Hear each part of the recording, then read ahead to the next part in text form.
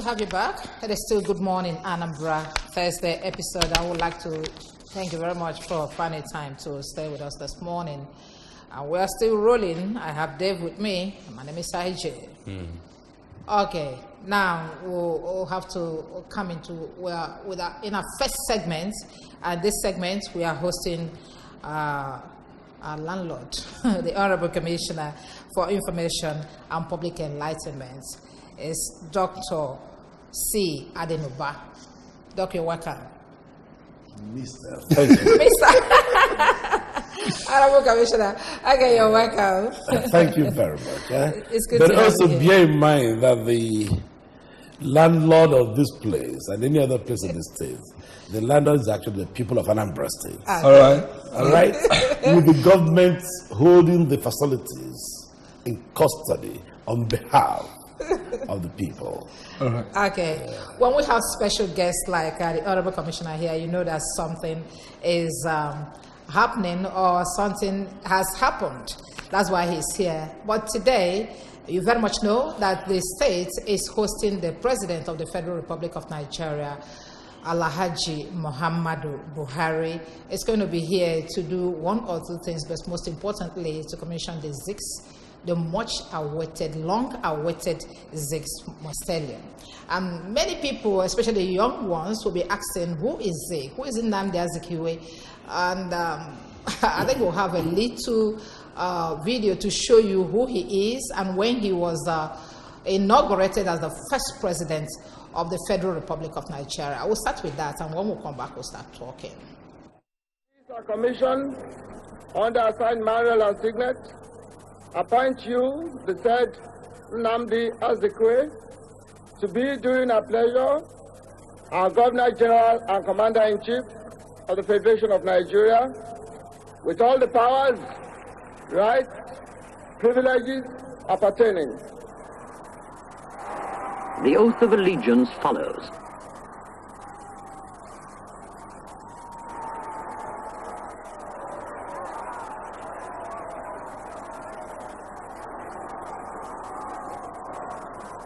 I, Nnamdi Azikiwe, do swear that I will be faithful and bear true allegiance to Her Majesty Queen Elizabeth II, her heirs and successors, according to law. So help me God. I, Nnamdi Azikiwe, do swear that I will well and truly serve Her Majesty Queen Elizabeth II, her heirs and successors, in the office of Governor General of the Federation of Nigeria. So help me God.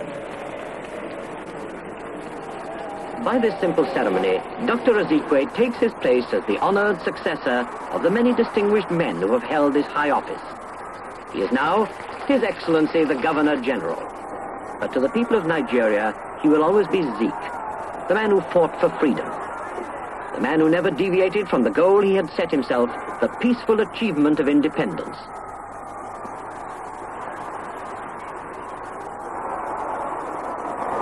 He moves to the steps of the pavilion to see his own personal standard broken for the first time.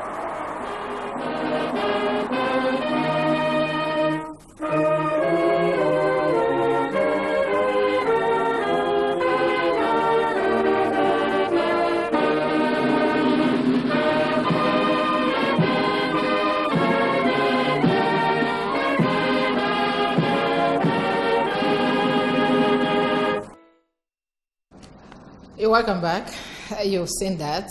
And one will start wondering again, who is this great man? Nnamdi Azikiwe, the Zik of Africa.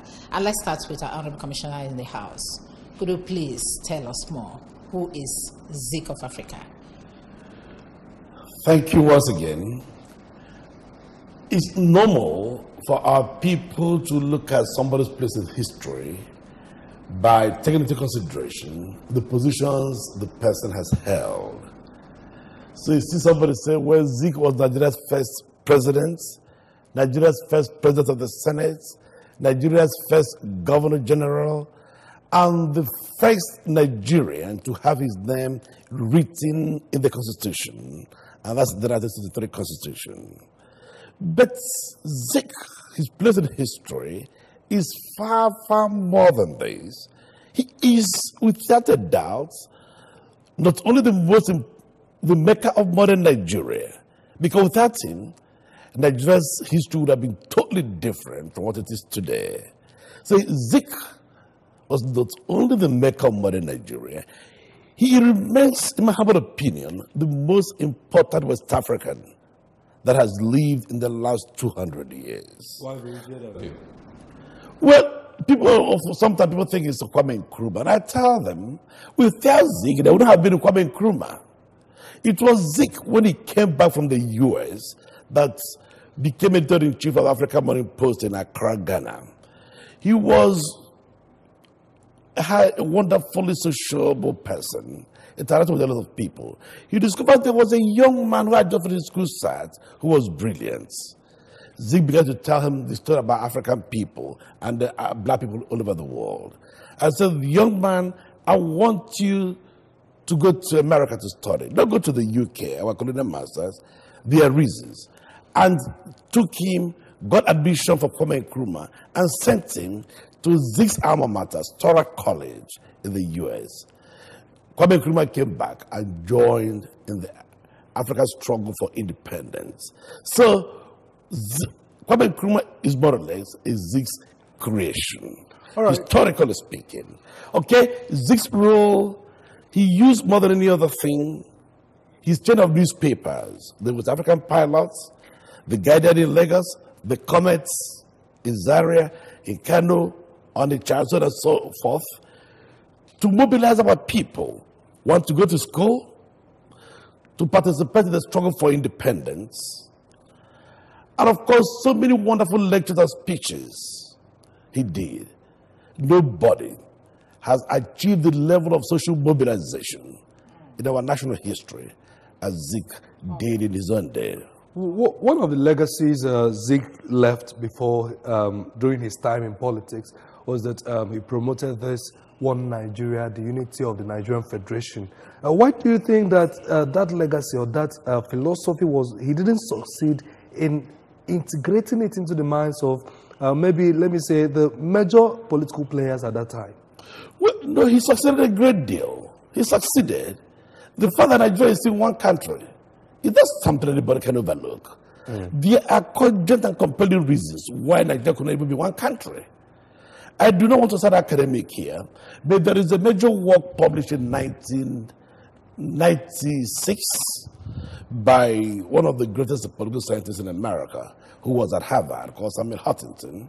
In his own language, Nigeria is a very good example of a cleft society. Cleft meaning divided.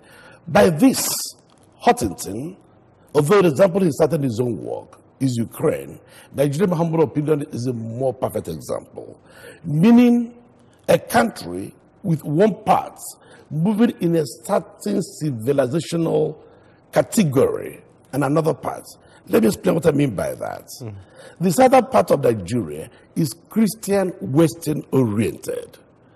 The northern part is Islamic Arab oriented. I do not think there is any country in this world that has both religions in equal measure. In other countries of the world, one religion dominates. But in the case of Nigeria, you have one country. So it's like a country with two heads. So it's extremely difficult. This in addition to the number of ethnic groups and so on and so forth. But Nigeria's really, what the defining character, contrary to the thinking of most even scholars, is not ethnicity, it is religion. Anybody who has read Samuel Huntington understood it, would understand what I'm talking about. But this will not be the forum for us to go into that. Because I know that today is a great day in Anambra State. If you want to talk about Zik is an encyclopedia. If we start today, we are not going to finish. Okay, so let's get to what is happening in Anambra today. President Muhammadu Buhari is coming here to commission the Zik Mausoleum, which hitherto has lingered over the years, succeeding so many administrations. Yes. And I want to ask you, Honorable Commissioner, are you happy that this administration of Muhammadu Buhari has eventually completed this project? Well, this is one of my happiest moments in life. Understand me, I have only one son. His name is Zik of Africa. That is the official name. So people will not confuse his own Zik with another Zik. So I am a Zikist through and through. You cannot have a better Zikist in the world than I am. Adeniro Agonsayanko, I belong to that category because I've studied him, and nobody has actually shaped the history of this country as this great man. In education, where do you start? In economic development. I'm asking you today, many of our banks can succeed.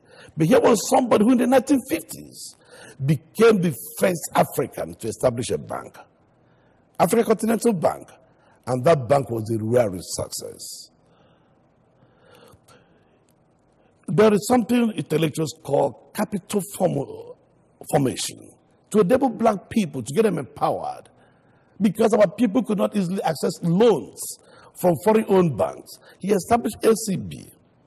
And he succeeded. As a result, the Western Nigerian government established its own, called National Bank of Nigeria.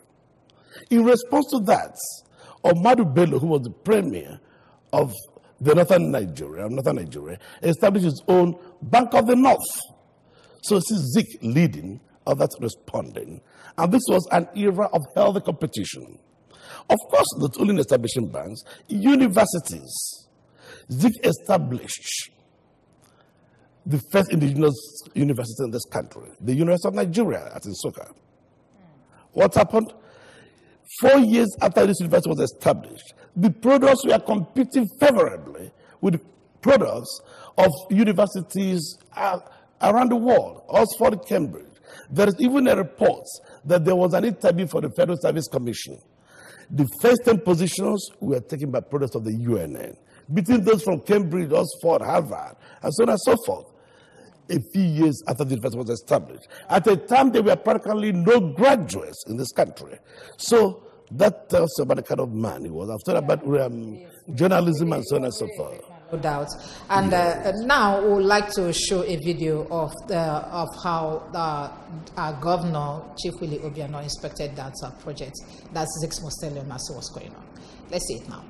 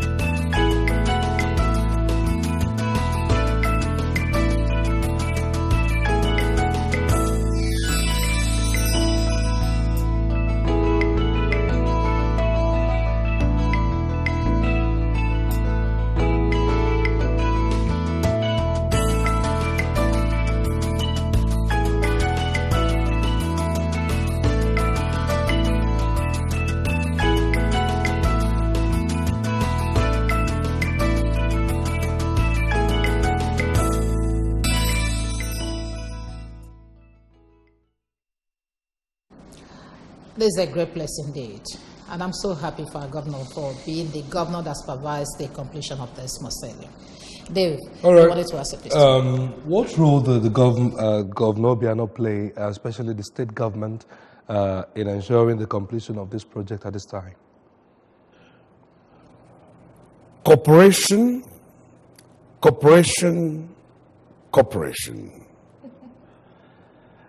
Last week I issued a statement saying what Governor Obiano wants is constructive engagement with all the people in the country who do not belong to his political parties. In other words, he does not want confrontation. There is something political scientists call cooperative federalism as opposed to adversarial federalism. He cooperates no matter whether you belong to ABGA or PDP or APC or whatever. That is the right way to go. And Anambra has become a great beneficiary of his cooperative attitude towards all. I did ask somebody some time ago this question. Did you bother to watch the VIP stand of his second inauguration on 18th March, dominated by members of the so-called opposition, Senator Uche Ekwunife, who was that time a member of the APC, Senator Andy Oba, who is in the APC, Gordon Ezemo, the PPA candidate who ran against him, can go on and on. Even consider the fact that the deputy governorship candidate of the PDP in that election is the daughter of Dr. Alice Ekwueme. She ran against our governor. 2 days after the election, the great Dr. Ekwueme died. And Governor Obiano rolled out the drums, gave me a fantastic burial, funeral that lasted for a whole week. He didn't care about party differences. He did not care about the facts that Ekwueme's daughter ran against him. That's Obiano for you. And today we are the beneficiaries. Anambra is the safest state of the country, the most peaceful and the most socially cohesive. Why? Part of the reason is that we are working in cooperation with the police force, with the Navy, with the Army, with the Nigerian Security and Defense Corps, and so on and so forth. These are federal agencies, but nothing like confrontation. As a result, Anambra is so peaceful, and as a result, too, we have received an investment flow of about $5 billion since Obiano came to power. So we are the beneficiaries. The benefits of indeed. Cooperative federalism. We'll thank the governor for that. And then we talked to some people on the streets concerning the commissioning of this Zik Mausoleum. By the way, don't forget that Governor Obiano is also a Zikist. Okay? I know. But not just me. He's okay, so it's a Zikist affair now. But don't worry, let's get to the streets. We're coming back. About it. I have no doubt in my mind that it's going to be lucrative, viable. The commissioning would go a long way in celebrating this founder, that is the founder, one of the political founding fathers of Nigeria, the late Right Honorable Nnamdi Azikiwe. In the first place, I feel happy about it. As a Nigerian, I'm happy that something like this is taking place, and it's a good development for the state and for the nation as large. When we talk of development, no matter how little it is, there is economic value it adds to the Mausoleum community. When it has been commissioned, the definite people are going to be engaged there. Economic activity are going to be picked up. The people that are going to be engaged are people from this particular host community, and that will bring an living for them. And that's the economic activity that's going to take place. It will add to the value of the economy of that particular state. I think it's a good development. Definitely, it's a welcome development. It's a nice one. Commissioning it will bring a nice communication between the Anambra state government and the Federal Republic of Nigeria. I think almost every Nigerian is happy about it. It's a fantastic thing. First of all, it shows Anambra state government is working really, really good with the federal government. We have a very good relationship. That's one thing it's showing. And secondly, that very event is going to be a boost to Anambra state, because Zik as a person, is a man of Africa, not just Nigeria. So whatever thing that comes in to his honor, to his remembrance, is something of a very high repute. The commission of the Zik will be a great impact to the nation.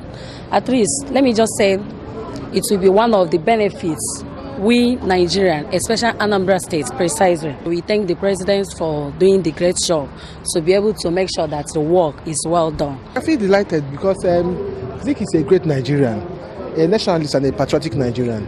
So he contributed a lot to what we are enjoying today, the unity we are enjoying today. So for that mausoleum to be completed after so many years, I think it's a great source of joy and happiness for the people of the state.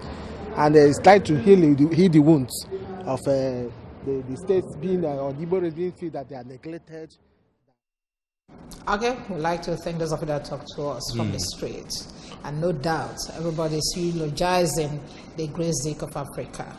Yeah, David. Yes, much has been said and much will still be said about Zik. But the question now is, how will this generation sustain those legacies, those things Zik left behind? Well, values. We must extract the right values in our society. And I must commend the president. He's done very well in this respect. And also our governor, who has cooperated to ensure that the right person is immortalized in not only our consciousness, but also in our national history. The role of people like Zik of Africa in our national history should be taught in all schools, from the primary level to the tertiary level. We must keep on naming streets and monuments for truly distinguished people, not for corrupt people. The great economist, Dr. Pius Okibo, delivered a well-received lecture in 1992 at the University of Lagos. And one very important point he made in that lecture is to call attention to the fact that our people, including people in the universities, have become those who venerate money and power, not education and enlightened values. So when you see people like Governor Obiano now honoring a great Zik of Africa, we see Muhammad Buhari completing a project people before him could not complete, including somebody who came from Eastern Nigeria and was president for 6 years and was even called an Igbo man and did absolutely nothing, abandoned it. Some other person from another region of the country has brought it to fruition. And the person who supervises the minister of power, works and housing from another part of the country.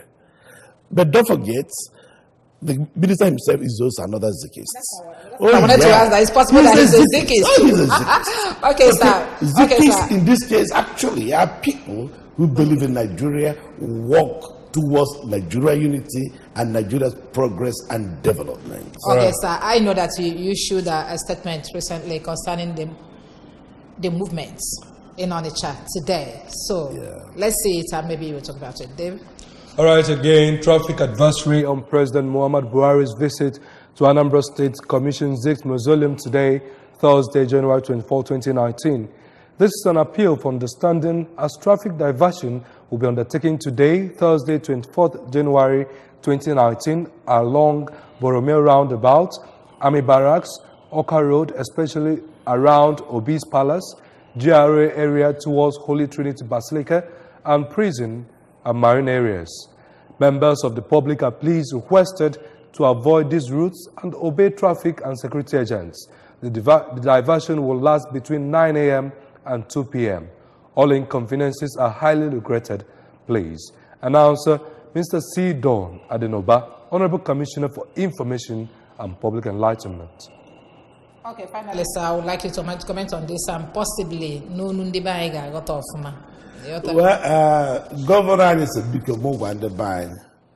Fewkwani we maka abas moto agakwanata. Ma fama lokwa no ka di lonjo obona mma. Ka afọ de ife eme na eme de ofuma ka ali wen de fa na na phone emeli iwu kafa ga dị nwe nghọta we were misunderstanding. So, because oh, tell the man, I know called the line. Chukume Bella, on a cossy 2 o'clock. Who's a yellow quarter? So, Casugura by Nasa Gana, Kaya Lega, Macano, president of Nigeria, Nabata. On the second can, and it was a Niger bridge, Jenny. Oh, what if a governor yo? Oh, for your going in a church, ma, Kaku and the Malo. On the second Niger bridge, and I know Macakwan. But because see your Kabalagagi Tinia light rail from Onitsha to Asaba. But cannot also bridge up Bani. If I get me economy, it change be. In English because the governor please has appealed to the federal authorities. I know you will repeat the appeal this morning to see the possibility of including a light rail to the second Niger bridge. This is the modern trend all over the world. If you build a bridge like that just for only movement of cars, that will not give us the kind of economic progress we require. The main mover of goods, a lot of goods move from Onitsha, okay, to all parts of the country. It's a real thing. Okay. It's a piece of the people who began the campaign for second Niger bridge did not think strategically. Obiano says, please, federal government, help us include a bridge to change the economic face of our people. Anambra State. Not only of Anambra, but the whole country will benefit from it. Yes. We have the biggest market in West Africa. No doubt about that. Well. Thank you, sir. Thank you. We would like to thank you for coming, Honorable Commissioner, for information and public enlightenment. Thank you, Honorable Sidon. Welcome, sir. Thank you very much. Okay. Yeah. And I've been around with Dave of Okwa Slay. No doubt we are coming back in our second segment. Don't get away.